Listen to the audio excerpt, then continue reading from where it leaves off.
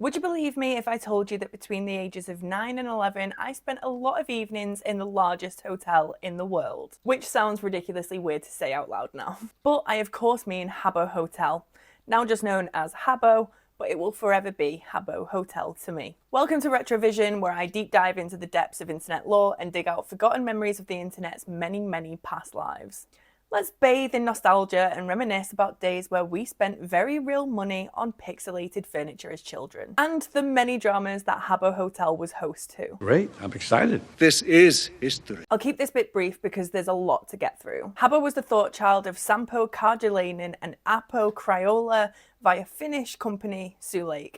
I probably just butchered all of those pronunciations. These guys, they started conceptualizing it around 1999, and the beta version was launched in the UK in 2001. This is where Habbo Hotel grew most of its initial success. It was aimed at teenagers who wanted a more grown-up alternative to Club Penguin. And it had all the features that a teenage market lap up. A cool pixel art style, customizable avatars, and a chat room function. And not forgetting decorating rooms with furniture, but more on that a bit later. That's for later. It was a vibrant virtual community where you could design and build your own rooms, community lots, and visit other people's lobbies. Just to get some perspective as to how popular the site was, in 2008, the 100th millionth avatar was created in Habbo UK. One key point of nostalgia that hits me is whenever you'd try and say a swear or banned words, it would censor it to Bobber. Watch your potty mouth. But this was changed towards the end of 2010 to just asterisks to prevent confusing any new Habbos, because made-up words tend to be confusing. Eat my Bobber. All of this sounds wholesome enough, right? So what could possibly go wrong? What could go wrong? So I want to premise the start of this and just warn that I'm going to be talking about events that happened throughout the video, which include racism, sexism, and child exploitation. That's not good. In 2006, 4chan was at its peak at the time. For anyone unfamiliar with 4chan, it's an anonymous image forum board, which is now seen as quite controversial because of some of the questionable topics. Anyway, a little hacker group called Anonymous formed from this forum. There were rumours that spread on the site that Habbo mods were racially profiling black avatars and banning them from the site. This then started a chain reaction of events with 4chan right in the centre of it. On July 12, 2006, 4chan users who called themselves b/blockers orchestrated a raid on Habbo Hotel, creating avatars with dark skin, an afro and suit, regardless of if they were white basement dwellers in real life. The raiders took advantage of a glitch that didn't allow avatars to walk through one another and would block entrances to rooms, most notably the pools, announcing to other users through the chat feature that pools closed due to AIDS. Yikes. From this, the pools closed meme was born. I don't know if this campaign really started out of good faith, but if it did, it didn't stay in good faith for long, with the 4chan raiders arranging themselves into swastikas in Habbo. This unfortunately spilled into real life, with the lines of internet meme culture becoming blurred. There's actually a really good Netflix documentary that touches on the cultural impact of 4chan and Anonymous called The Antisocial Network that I highly recommend you watch. Habbo mods in 2006 were not prepared for this raid, and subsequently the raids continued relentlessly for a few days. However, in 2009 there was another attempt at a raid, but Habbo had changed so that avatars were able to pass through each other, stopping any blockades, and basically scuppering any raiders' plans. Crisis averted.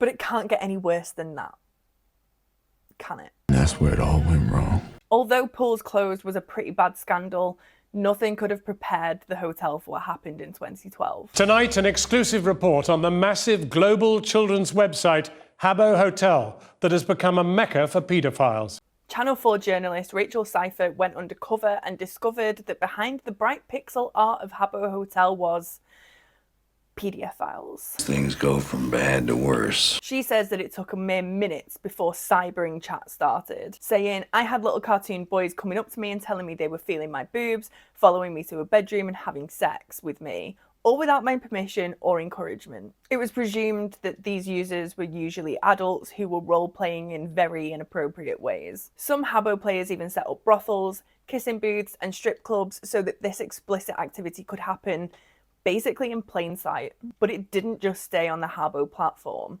with victims lured into talking on MSN and encouraged to perform sexual acts on webcams. Channel 4 even managed to trace over 80 victims to one 21-year-old sports coach. As a result, Habbo Hotel sponsors partners pulled funding, and shops like Tesco, WH Smith and Game stopped selling Habbo gift cards. The foundations of the hotel were crumbling and the future didn't seem bright. Then came the Great Mute, aka the Channel 4 protest, a temporary solution implemented by Sioux Lake to try and remedy the issue of explicit chats, where the whole hotel was put on a total chat ban whilst developers updated the chat system and scope of moderation. Users weren't best pleased with this and so would hold protests in rooms where their avatars would gather around with little lit torches. And to be honest, this has been one of the biggest indicators of the platform's downfall. Friday, July 6, 2012 marks the end of the Great Mute and the start of the Great Unmute. We were all so creative with naming things back then. Thanks to Habbo Wiki for this list of examples of words and phrases that were banned in the new chat update. Things like written and numerical numbers were banned, which is rumoured to be most likely to prevent people from revealing their age. Swears were obviously out of the question, but mild swears like Bubba were allowed. But before you could just get on chatting in the hotel, it was mandatory for players to take a safety quiz about Habbo responsible behaviour. Sioux Lake really cracked down after the Channel 4 investigation,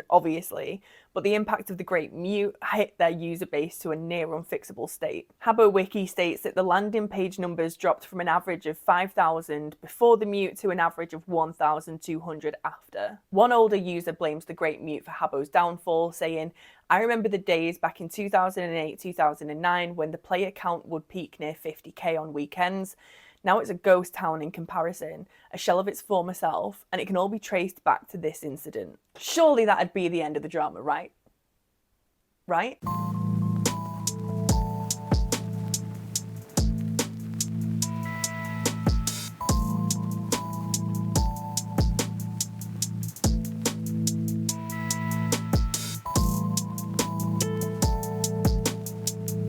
I have some more bad news for you. Habbo Hotel was built on more than just legendary stories like Pools Closed or the PDF file issue. It made its young user base little rampaging capitalists and gamblers through the guise of roleplay. Within the hotel were casino rooms, and these harboured their own full-grown economies. Well, even Las Vegas. But these were economies ran and upheld predominantly by children. So you mix kids with a super addictive game that rewards consumerism and is all built on the foundation of people having higher social status than more material objects or wealth players have. And it's bound to go a bit haywire somewhere along the way. A large chunk of the gambling games in Habbo included Wheels of Fortune, dice, and spinning bottles.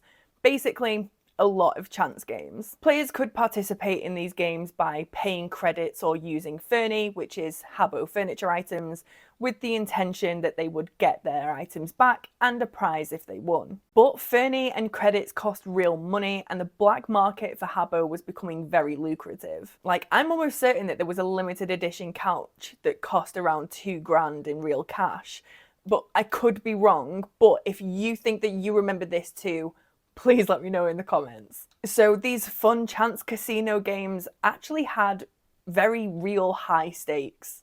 As a result of this, Sioux Lake was told that Habbo would need to be treated like betting apps, with an 18+ age rating if gambling was to continue in the hotel. So, on the 7th of April 2014, limitations were enforced for the culture of gambling. Some of the limitations included only 3 chance items per room, so Fernie like the Dice Master or Wheel of Fortune and empty spinning bottles. If you were to place more than the limited amount in a room, all of the game items in the room were disabled. As you can probably imagine, this was not met with happy Habbos. Rare Fernie dropped in value dramatically, and don't forget, players paid actual money for these items. And for casino owners, this was like the equivalent of Wall Street crashing. And as a result, a lot of them left Habbo and the gambling player base went with them. Oh no, not again. Listen, Habbo Hotel was around when the internet as we know it today was in its infancy, so a lot of Wild West things happened, especially scams. There's a lot of scams that have existed through Habbo's lifespan, so I'll just be highlighting a couple that really stuck out. Scams were usually so prolific in Habbo that there's a whole help page dedicated to how to spot a scam. Your friend on Habbo just told you on IM that you've reached the top 10 of the most popular Habbos, been offered to join Habbo's official staff. just completed a telephrase or use a game and got this link to go and claim your prize. Received a gift from Habbo staff with a link to a site. Somebody's found an exploit and wants to tell you how to generate coins for free. What do all these great sounding offers have in common? They are scams. So the first scam we're going to cover, of course, is the casino scam. Big thanks again to Habbo Wiki fandom for having a comprehensive explanation for how this scam worked. So when I said earlier that gambling in the hotel created full-on economies and rampaging capitalists, well, casino owners would hire dealers for their gambling booths or rent them out at a price. Dealers would then wait for players to bet on them, which, as I touched on earlier, cost coins or ferny to do before the game starts. Habbo Wiki fandom says then one of three things happen. The dealer wins the bet and keeps the items betted. The customer wins the bet and gets their betted items back and a prize, sometimes the same value as the items betted. The customer wins the bet, but the dealer exits the room and therefore scamming the customer. And like I keep mentioning, ferny cost actual money, sometimes a lot of money. So getting scammed would be a bit of a financial kick in the gut, but it also would impact your social capital in Habbo too. Because how can you respect someone without a room full of empty spinning bottles? I found this thread on r/Habbo asking people what scams they fell for when they were in the hotel, and some are absolute classics. Then the core memory of Falling Ferny hit me. Falling Ferny is a game that involves a group of players in a room where the game host will drop a piece of furniture and the last person who isn't sitting on an object is out of the competition. Eventually you're left with 2 or 3 players and whoever sits the fastest wins. Now the scam came in where the hosts would kick or ban the winner from the room. And don't forget about the lost prize or winnings and the coins and ferny used to join the game to begin with, because they're now gone. There was also a lot of tricking people for their passwords and then raiding their ferny and coins. Basically, the internet was so new and the player base so young that it was pretty easy for those with the brains to orchestrate these scams. In 2007, a Dutch teen was the first person to be arrested for allegedly stealing virtual furniture. And in 2010, Finnish police reported they were investigating up to 400 cases of cyber theft through Habbo. However, I haven't been able to find an update on this, so if you have any details about this, throw it in the comments. Where is it now? Anyway, after all the scandals that Habbo has been through, I was proper surprised to find out that it's still around today. I genuinely thought it just would have died with Flash Player, but apparently not. And there was a huge surge in player base during lockdown, with people obviously desperate to have some cathartic nostalgia. And it seems like there's just under 2,000 players per day visiting the hotel according to player auctions, which is a huge dip from the 2008 milestone of the 100 millionth avatar being created. It obviously isn't what it used to be, but Habbo Hotel fully made its way into internet legacy. Please let me know in the comments if you remember Habbo Hotel and what kind of things you got up to there, or if you were scammed and how. And remember to like and subscribe if you enjoyed this video. What forgotten internet history should we cover next on RetroVision? Let me know down below.